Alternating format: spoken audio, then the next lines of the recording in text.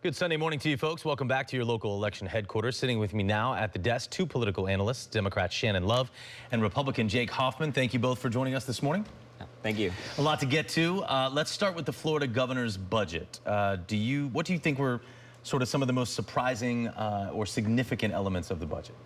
Well, surprising, significant. I think that this is his largest budget that he's tried to pass during his tenure. And there's actually some money allotted to the environment, which is big.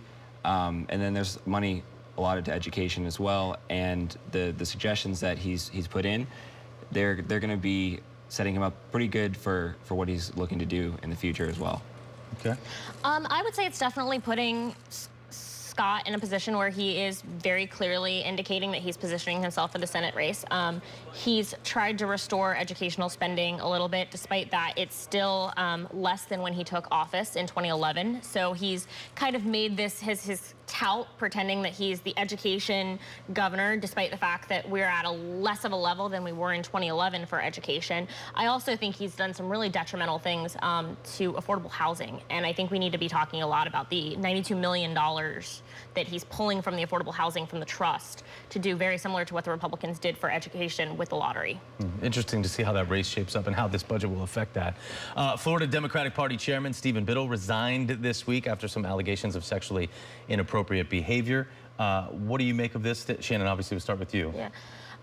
You know, I was talking to you after the Lavala story broke. I spoke to Paul Mueller. It doesn't surprise me at all.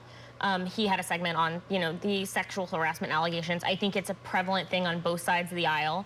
I think it's also really telling that, there's a lot of concerns that people had about him going in, and there's been some mistakes he made along the way. I think, our party is trying really hard to crack down and hold ourselves accountable for not only the fact that we are the progressive platform that's really big on making sure that women, have that space and that safe advancement, and I think they're trying to own that. Well, despite what both sides are trying to do and make it a political issue, it is truly bipartisan. I mean, we've now seen, Absolutely. I don't think sexual assault or sexual harassment lies on one side of the aisle. Yeah, absolutely not. I mean, you see it on both sides of the party like you're talking about.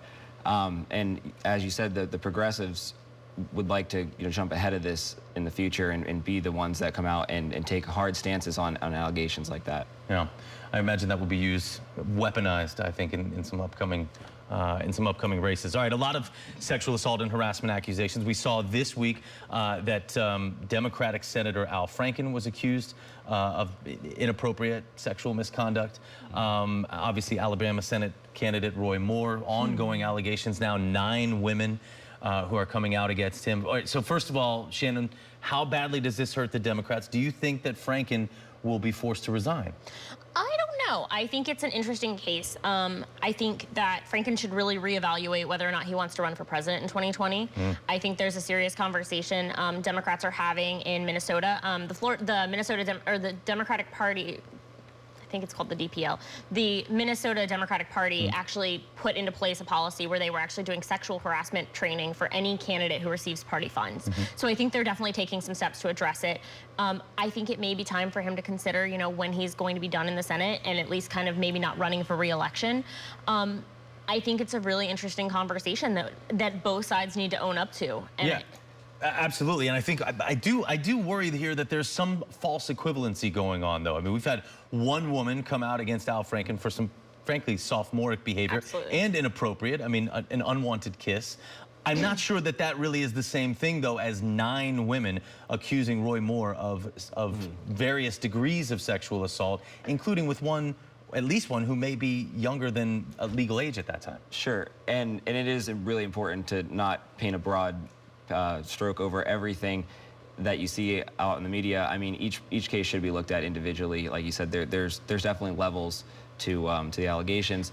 Absolutely. I think we need to talk about the fact that, with Al Franken, you have a senator who had one allegation with a woman who maybe it might have been a power struggle, a bad positioning of power, but the woman said, it was consensual, like relatively consensual, things like that. But then you have the Moore situation where it's multiple women, where it's you know, he was looking after children for their parents and then asked them on dates. Well, and let's be honest, there was nothing consensual about that kiss, according to Leanne Tweeden. She said that, you know, they were engaging in a skit or practicing for a skit, and that he was sort of badgering her, and then at some point came forward to kiss him, and in a way that she didn't want to. And then of course that picture of him, you know, with his hands above her breast and, you know, mocking like he was groping her. That is why it is a serious situation. Sure. And I think you're right that this could have a huge impact. I mean, I think Franken was being whispered about as a presidential candidate, and that this could have a huge and impact. to the Republicans' credit, I mean, the leadership in the party has pulled the funding for Roy Moore.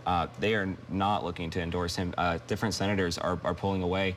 They are not standing behind Roy Moore, and they're not the party in the past to have been the progressive on things like this, and we're really looking as Republicans to take the step forward and lead the charge against. But I don't think you can say that the Republican Party is taking a lead on it when you have Donald Trump, who has, what is it now, 16, 17 allegations 16 of allegations. and nothing has been addressed. Yeah, and I will say this, I think people are now starting to take a fresh look at some of these older allegations.